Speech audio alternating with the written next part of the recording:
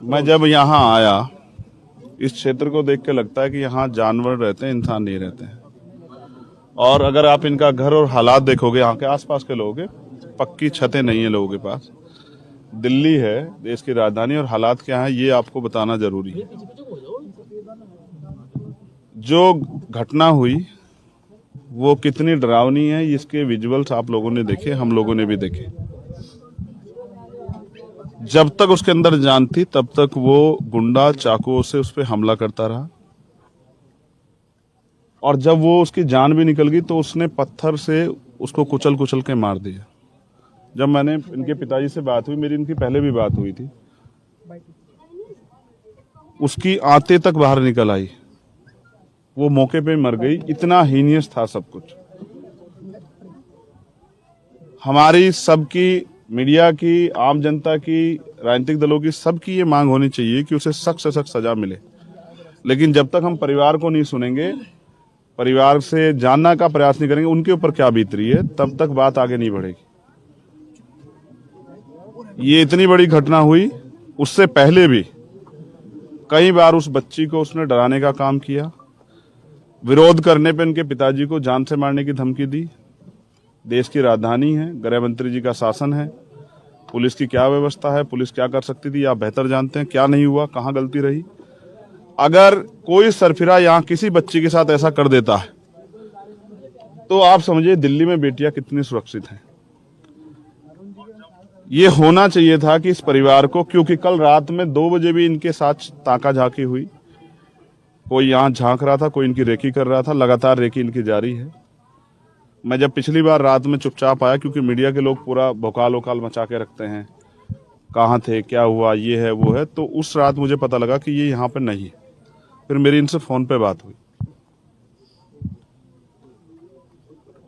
क्योंकि यहाँ पर ज्यादा लोग इनसे तमाम तरह के सवाल कर रहे थे। ये क्योंकि आम कॉमन आदमी है, इनको सिर्फ रोटी रोजगार, अपना परिवार, इसी से मतलब है, अपने गांव को, उससे ये थोड़ा घबरा गए और यहाँ से दूर हट गए। फिर ये वापस लौटे। जैसे वापस लौटे, हमारी यूनिट यहाँ लगी हुई थी, तत्काल हमारे लोग आए, हमने फिर इनसे वार्ता की और हम इंतजार कर रहे थे कि बहुत सारी जो पुलिस की इन्वेस्टिगेशन है उनके बारे में हमें जानकारी मिल जाए, क्योंकि हमने यहाँ के अधिकारियों से बात की थी कि भाई इसमें और कितने लोग हैं, क्या अकेले आदमी ने इतना साहस किया है, उसके और भी सहयोगी थे, अगर सहयोगी थे तो उनको क्या खोजा गया है, क्या इसको रिमांड पे लेकर उससे पूछताछ की गई है। ऐसी कोई भी जानकारी हमें नहीं मिली। अब परिवार की एकमात्र मांग ये है कि उसको फांसी की सजा, हीनियस क्राइम है, सरकार फास्ट ट्रैक कोर्ट में मुकदमा चला के उसको फांसी की सजा करे। ये न्याय के प्रति ये होना ही चाहिए, जिससे कि अपराधियों में डर पैदा हो। आज के अपराधियों में डर खत्म हो गया। ये पहला मामला नहीं है, चाहे हमें याद हो निर्भया का मामला, चाहे हमें नागल का मामला याद हो, जो नागल में 9 साल की बच्ची के साथ हो, चाहे ये वाला मामला याद हो। इन सब मामलों में जितना अपराध किया जा सकता था उससे भी ज्यादा अपराध करने का प्रयास किया गया। अच्छा है कि पुलिस ने उसको त्वरित गिरफ्तार किया। भीम आर्मी के लोग भी उसको ढूंढने का प्रयास कर रहे थे कि वो मिल जाए, लेकिन वो हमसे पहले पुलिस के लोगों को मिल गया। अदरवाइज हम अपने आप जानकारी हासिल करने का प्रयास करते कि उसके साथ और कौन कौन लोग शामिल थे। अब हमारी कई और मांगे हैं। जो हालात हमने आगे देखे, क्या न्याय एक दिन में मिल जाएगा आप और मैं ये सोच लें, या 1 महीने में मिल जाएगा, ये भी संभव नहीं है। तो न्याय मिलेगा कब? न्याय मिलेगा जब कोर्ट में एक अच्छा बेहतर वकील खड़ा होकर इस केस को लड़ेगा। जो गवाह हैं इस मामले के, वो ईमानदारी से गवाही देंगे, उनके पूरे डर नहीं होगा और परिवार सुरक्षित रहेगा। वो इस हौसले में रहेगा कि वो खड़ा होकर इस लड़ाई को लड़ सके। मैं समझता हूँ जैसा उनका घर है और जिनके हालात हैं, मुझे तो लगता नहीं उनकी पत्नी बीमार है, वो इस लड़ाई को लड़ पाएंगे। इसलिए सरकार से हम कई मांगे करते, सरकार ने कुछ मांगों की बात भी की है, लेकिन वो भी धरातल पे तो नहीं आई कि हम इनको इतना मुआवजा दे रहे हैं। मैं ये सरकार से मांग करता हूँ प्राथमिकता के तौर पे कि सबसे पहले अगर सरकार वास्तविकता में इनके साथ खड़ी है, केंद्र की भी और यहाँ की प्रदेश की भी। मैं तो ये सोच रहा था कि मैं तो सहारनपुर से आता हूँ, मैं अपनी पार्टी का अकेला आदमी जिसको सारे देश में घूम घूम कर लड़ाई लड़नी पड़ती है। मैंने बीच में आने का प्रयास किया तो ये नहीं थे यहाँ। फिर मेरी इनके फ़ोन पे बात होगी, हमने कहा कि एक समय बना के हम लोग आएंगे, चुपचाप आपकी पूरी लड़ाई की जानकारी करके इसको लड़ेंगे। लीगल की तरफ से हमारे लोग इसको लड़ेंगे, इस केस को पूरे, कि उससे फांसी से भी कोई कठोर सजा हो तो हम लीगल के जरिए साबित करके उसको सजा दिलाएं। लेकिन प्राथमिकता के तौर पर सरकार को ये करना चाहिए कि परिवार सुरक्षित रहेगा और न्याय के लिए इनके साथ खड़े हैं, तो इनको एक घर जो है सरकार को देना चाहिए, जिस घर में ये कम से कम ऐसी छत तो हो कि जिसके अंदर ये चैन से पढ़ के सो जाएं, और एक सुरक्षा का माहौल। दिल्ली पुलिस को चाहिए था कि इनको सुरक्षा का माहौल देती, लेकिन मुझे तो नहीं लगता इनकी सुरक्षा, आपकी सुरक्षा में कोई है, कोई आदमी? नहीं सर, कोई नहीं है, 2 दिन से कोई नहीं तो है। इतने हीनियस क्राइम के जो परिवार के लोग हैं, जिनके साथ अपराध हुआ, उनकी सुरक्षा की जिम्मेदारी मेरी है, पुलिस की है। हम तो कर लेंगे भीम आर्मी के लोग, लेकिन पुलिस को करनी चाहिए थी ना। 2 दिन में ही खत्म हो गया नाटक, 6 दिन में ही नाटक खत्म। उसके बाद आज तक पुलिस को नहीं सूझी कि वो अपराधी अपनी जान बचाने के लिए, अभी ये भी जानकारी में पुख्ता नहीं है कि उसने पहले भी एक हत्या की है। उसने नाबालिग रहते एक व्यक्ति को गोली मारी थी, वो जेल में रह के आया, वो आदी है अपराध का। आज यहाँ बहन बेटियां सुरक्षित नहीं है दिल्ली में, लेकिन ऐसे अपराधियों पे कार्रवाई करने के बजाय ऐसे अपराधियों का थानों में स्वागत होता है दिल्ली में। और अपराधियों के पक्ष में आप देखो कितने भी, पिछले कई सालों का ट्रेंड है, अपराधियों के पक्ष में पंचायतें हो रही हैं, यात्रा निकल रही है। ऐसे गुंडों को जब तक सख्त सजा नहीं होगी, चाहे वो फांसी हो या उससे भी बड़ी, मेरी लड़ाई उनके परिवार से नहीं है, मगर मैं चाहता हूं कि उनको ऐसी सजा मिले कि कोई परिवार दोबारा किसी परिवार में ऐसा बदमाश, ऐसा गुनहगार जन्म ना ले। ऐसी सजा उसको मिलनी चाहिए। लेकिन इस परिवार का क्या होगा? इनकी एक बच्ची, एक बेटा है, वो 12 साल का है, बेटी इन्होंने पाली। मैंने इनसे पूछा, इन्होंने अपना पेट काट काट के इसको पढ़ाया। गरीब के पास क्या है शिक्षा के अलावा? उनको उम्मीद थी कि ये पढ़ लिख के वो भी वकील बनना चाहती थी, प्रदेश में देश में अपना योगदान देना चाहती थी, इस परिवार को अपने पैरों पे खड़ा करना चाहती, अपने पिता की आवाज बनना चाहती थी। आज इनके हाथ में क्या आया? तो सरकार का जो मुआवजा सरकार ने ऐलान किया है, क्या वो मुआवजा कब मिलेगा? क्या वो कागजों में रह जाएगा? क्या ये परिवार गुमनामी के अंधेरे में चल जाए? क्या इसको भूल जाएंगे लोग? तो मेरी ये मांग है, सबसे पहले इनकी सुरक्षा सुनिश्चित हो और इसको इस माहौल से निकाला जाए। प्रधानमंत्री जी भी कहते हैं कि हमने सबको आवास दिए हैं, प्रधानमंत्री आवास योजना चल रही है, और दिल्ली के मुख्यमंत्री का कच्ची कॉलोनी पक्की हो गई। कौन सी कॉलोनी पक्की होगी? जरा हमें भी दिखा दो। हमारा परिवार तो यहाँ कहाँ रह रहा है? ये जानवर भी नहीं रहते इस बाड़े में जहाँ रह रहा है वो। सर लगता है ऊपर, सर नाला ही है, सर लगता है ऊपर छत पे, और वो तप रही है, वो छत नहीं है, एक वो टीन डली हुई है, वो तप रही है। उसकी माँ के हालात देखो क्या है, पीने को साफ पानी नहीं, खाने को रोटी, कैसे मिलेगा न्याय? कैसे लड़ेंगे? तो सरकार को जिम्मेदारी उठानी चाहिए, क्योंकि उनके हाथ में ताकत है। ये परिवार खड़ा कैसे रहेगा? बेलदारी का काम करते हैं, मालिक नहीं देगा रोजगार। जब पता लग जाएगा भाई इससे इतना अपराध हो गया है, लोग इसके आसपास घूमेंगे, तो सरकार इसको एक सरकारी नौकरी इस परिवार को दे, चाहे इनकी पत्नी को दे चाहे इन्हें दे, जिससे परिवार अपने पैरों पर खड़ा हो। न्याय देना है तो न्याय की आवाज को, न्याय के चरित्र को मजबूत करना पड़ेगा ना। ये होगा न्याय कि ये अपने पैरों पर खड़े हो, अपनी बेटी के लिए न्याय के लिए लड़े, जैसे निर्भया की मां लड़ी, जैसे हाथरस का परिवार लड़ा, ये भी लड़े। और ये जाए, एक मिनट, इनको सरकार की तरफ से जो इनके पास ताकत है, सरकार इनको एक सरकारी नौकरी दे, इनको एक डीडीए का आवास दे। सबके लिए है ना आवास। जब गरीबों को नहीं मिलेगा, जो जरूरतमंद है उनको नहीं मिलेगा, जो लाभार्थी असली लाभार्थी उनको नहीं मिलेगा, तो ये किसके लिए? ठेकेदारों के लिए आवास। तो इनको एक आवास दें। अगर वो ऐसा नहीं करते, दुख इस बात का है कि देश के प्रधानमंत्री भी यही रहते हैं, गृह मंत्री भी रहते हैं, उनके बड़े बड़े नेता भी यही रहते हैं, दिल्ली के मुख्यमंत्री भी यही रहते हैं, लेकिन एक बार उनको इस परिवार की सुध लेने की नहीं लगी। मुख्यमंत्री जी को समय नहीं लगा। अब मैं आ गया हूं तो कहीं और लोग आएंगे, आके इस परिवार के आंसू पूछने की बात की। यही होता है दिल्ली में, चाहे वो नागल का मामला हो, चाहे और कोई मामला हो। जब मैं आ जाता हूं फिर सब लोग आते हैं, लेकिन क्योंकि हमारा संगठन यहाँ काम करता है, हिमांशु जी, रविंद्र भाटी जी, हमारे महेश पवार, नरेंद्र बिकुराम जैन साहब, ये हमारे लोग हर मामले को लड़ते हैं। मैं तो आके चला जाऊंगा, लेकिन इस परिवार को न्याय कैसे मिलेगा ये तय करेंगे। हमारे सुप्रीम कोर्ट के जो लॉयर हैं, लीगल साल के हमारे जो इंचार्ज हैं MS आर्या जी, वो इस केस को लड़ेंगे और हम उसको फांसी से भी सख्त से सख्त सजा दिलाने के लिए हम फास्ट ट्रैक कोर्ट की भी जो हमारी मांग है उसको भी हम एनालिसिस करेंगे, उस पर हो रहा है नहीं हो रहा है काम। हम एविडेंस के साथ टेम्परिंग ना हो, इसलिए उसकी बेल को भी अपोज करने के लिए खड़े होंगे। और उसके जो सहयोगी साथी जिन्होंने इसमें उसका हाथ बटाया, हम प्रयास करेंगे कि इसकी जांच हो, उसको रिमांड पे लेके इसकी फेयर इन्वेस्टिगेशन हो, जिससे कि उसके आरोपी साथी ना बचे। हम प्रयास करेंगे ये व्यक्ति अपने ये परिवार अपने पैरों पर खड़ा रहे। इसलिए हम मुख्यमंत्री का भी घेराव करेंगे कि वो इनको एक सरकारी आवास और एक सरकारी नौकरी दें और इस परिवार के लिए सुरक्षा की व्यवस्था करे दिल्ली पुलिस। तो इसके लिए हम जल्द मुख्यमंत्री आवास का घेराव करेंगे और यहाँ के जो और नेता हैं, केंद्र के मंत्री, उनके आवासों का भी घेराव करेंगे। हम अपने परिवार को अकेला नहीं छोड़ेंगे, क्योंकि जिनका पॉलिटिकल टूरिज्म होना था उनका हो गया है। और हमने हर केस में ऐसा देखा। आपको याद है हाथरस के मामले में कौन गया?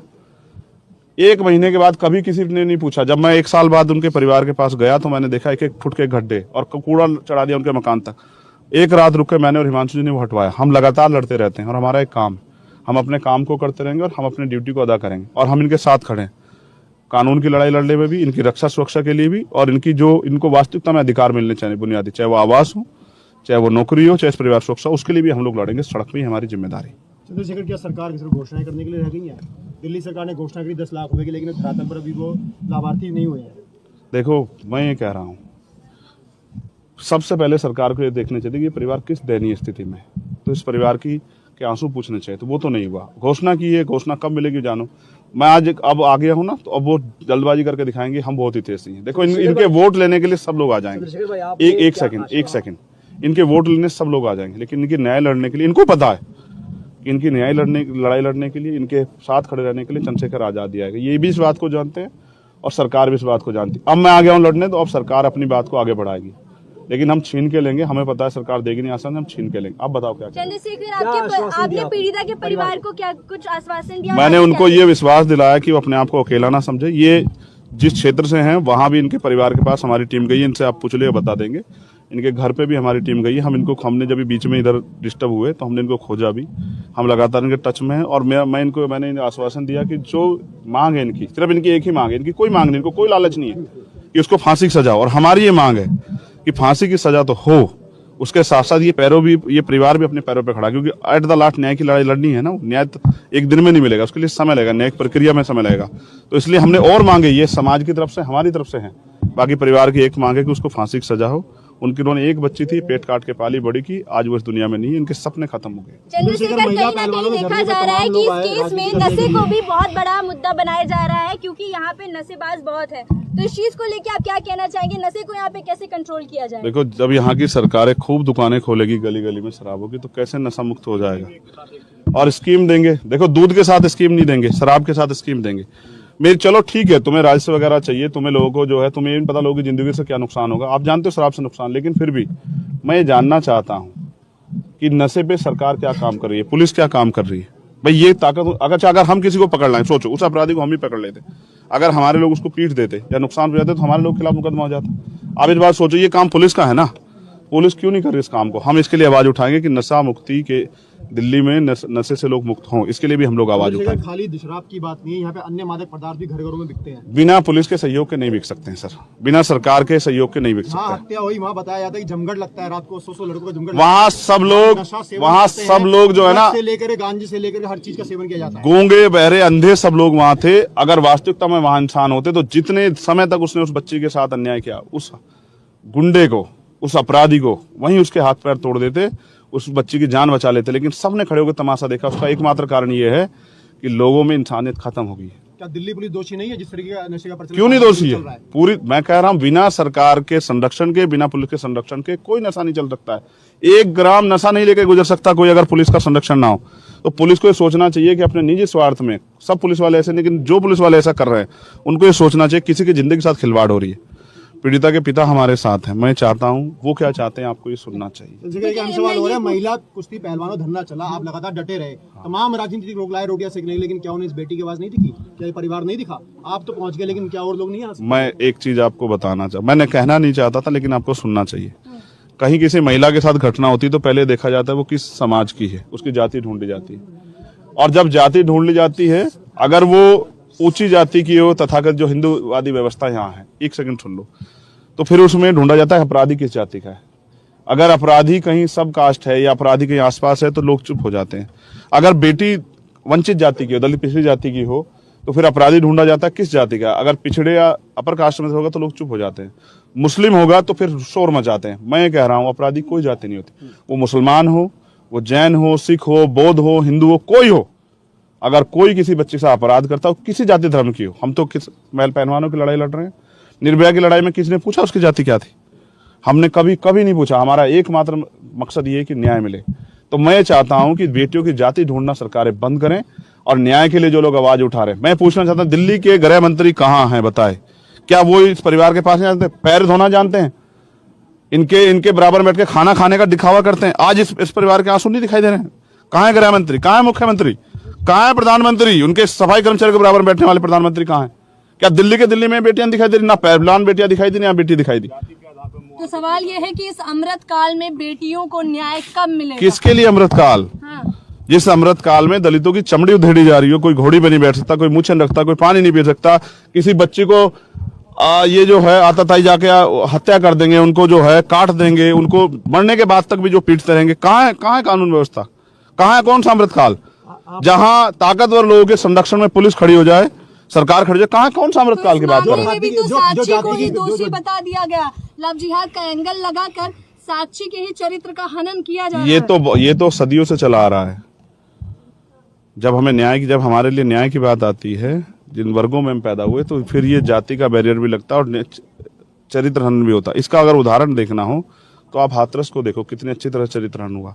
हमें आदत हो गई है, मगर मैं अपने लोगों से भी कहना चाहूँ, कब तक कंजावला केस भी आपको अगर याद हो, युवती के साथ कितने वीडियो वगैरह चलाए, सब चीजें किए, उस मामले को भी हम लोग लड़े। उनके परिवार से मिलने गया था ना, आपको याद होगा, कितना प्रयास किया गया कि उसको एक्सीडेंट दिखाया जाए। और पुलिस का क्या रोल था उसमें?